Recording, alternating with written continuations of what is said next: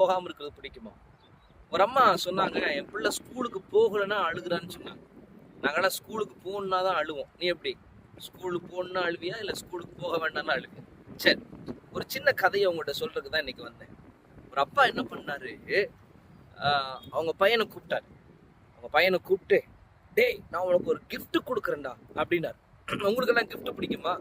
யாராவது நமக்கு ஒரு gift வாங்கி கொடுத்தாங்கன்னா ரொம்ப நல்லா இருக்குல்ல? ஸோ அவங்க அப்பா சொன்ன உடனே எனக்கு பெரிய சந்தோஷம். அப்போ அப்பாட்ட சொல்கிறான், என்ன கிஃப்ட்டுப்பா அப்படின்னா அப்பா சொல்கிறாரு, அந்த gift வந்து ஒரு சர்ப்ரைஸ். ஸோ உங்கள்கிட்ட கொடுத்துருவேன், நீ வாங்கி என்ன செய்யணும், பத்திரமா வச்சுக்கணும். சரிப்பா நான் இப்போவே ஓப்பன் பண்ணிட்டா அப்படின்னா அவங்க அப்பா சொன்னார், இல்லை இப்போ ஓப்பன் பண்ணக்கூடாது, நான் ஊருக்கு போகிறேன், நான் போயிட்டு திரும்ப வந்ததுக்கப்புறம் தான் நம்ம ரெண்டு பேரும் சேர்ந்து பிரிக்கலான்னாரு. உங்கள்கிட்ட அப்படி யாராவது ஒரு gift கொடுத்தா நீங்கள் என்ன பண்ணுவீங்க? பிரிச்சிருவீங்களா இல்லை வெயிட் பண்ணுவீங்களா? புரியல. வெயிட் பண்ணுவீங்களா? பிரிச்சிருவீங்களா? ஓகே, பிரிச்சிருவேன் இல்லையா? ஸோ இந்த பையனுக்கும் என்ன ஆகி போச்சுன்னா, அப்பா கிஃப்ட் கொடுத்தோன்னே இவனுக்குள்ள எப்படா அந்த கிஃப்டை பிரிப்போம் அப்படின்னு ஒரு ஆசை இருந்துச்சு. ஆனால் அப்பா சொல்லிட்டு போயிட்டாரே, பக்கத்துலேயே வச்சிருக்கிறான், அதை பார்க்குறான், வெளியே போய் விளையாடுறான், திரும்ப வர்றான், கிஃப்டை பார்க்குறான், பிரிக்கலாமான்னு பார்க்குறான். ஆனால் அப்பா தான் வருவேன்னு சொல்லியிருக்காரு இல்லையா? அதனால என்ன பண்ணிட்டான், சரி கிஃப்டை விட்டுட்டான். அப்புறம் கொஞ்சம் நேரம் கழிச்சு அவன் மனசுக்குள்ள பயங்கரமான ஒரு ஆர்வம், சரி வந்து என்னதான் நடந்தாலும் பார்த்துக்கலான்னு சொல்லி கிஃப்டை பேப்பர்லாம் பிரிச்சு டப்பாவை பிரிச்சான் பாரு. பிரிச்சவன திடீர்னு ஒரு பட்டாம்பூச்சி பறந்துருச்சு. பட்டாம்பூச்சி பறந்த உடனே இவனுக்கு ஒரு மாதிரி பக்குன்னு ஆயிடுச்சு. இவன் நினைச்சான் என்னமோ அப்பா வச்சிருக்கிறான்னு பார்த்தா பட்டாம்பூச்சி. பட்டாம்பூச்சியை பார்த்துட்டு இவன் ஓடுறான், பிடிக்கிறான். பட்டாம்பூச்சி பிடிக்க முடியுமா? எத்தனை பேருக்கு பட்டாம்பூச்சி பிடிச்ச அனுபவம் இருக்கு? பட்டாம்பூச்சி பிடிச்சிருக்கீங்களா?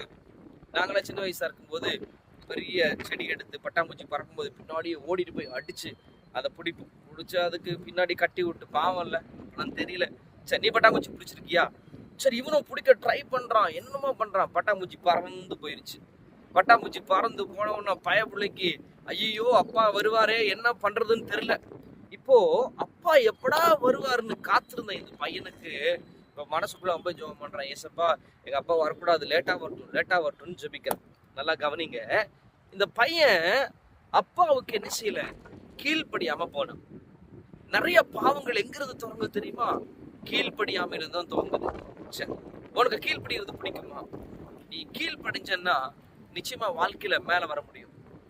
உனக்கு மூத்தவங்க, உன் ஸ்கூல்ல உன் டீச்சர்ஸ், உங்க அப்பா அம்மா, உன் உடன் பிறந்தவங்க, நீ பழகிற இடத்துக்குள்ள இருக்கிற பெரிய பெரிய மனிதர்கள், ஒருவேளை வயதானவங்க, உங்க தாத்தா பாட்டி, அவங்க சொல்ற வார்த்தைக்கு கீழ்ப்படிங்க. அவங்க சொல்றது உங்களுக்கு பிடிக்கலன்னாலும் அந்த வார்த்தைக்கு கீழ்ப்படிஞ்சீங்கன்னா நிச்சயமா அதுல ஒரு ஆசீர்வாதம் இருக்கும். கீழ்ப்படிய கற்றுக்கொள்ளுங்கள். நிச்சயமாக ஆண்டவர் உங்களுக்கு ஒரு பெரிய ஆசீர்வாதத்தை கொடுப்பார். God bless you குட்டீஸ்.